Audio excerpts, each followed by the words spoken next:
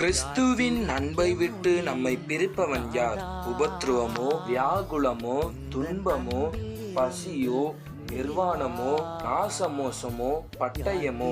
ரோமர் 8:36 இவை எல்லாவற்றிலேயும் நாம் நம்மில் அன்பு கூறுகிறவராலே முற்றும் ஜெயம் கொள்ளுகிறவர்களாயிருக்கிறோமே.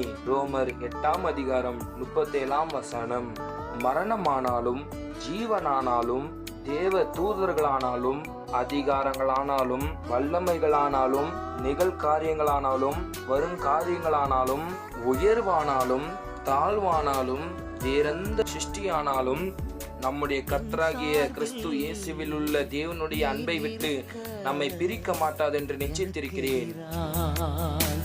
யார் இருப்பார் என் சார்பில்? நீர் இருக்க எனக்கு எதிரா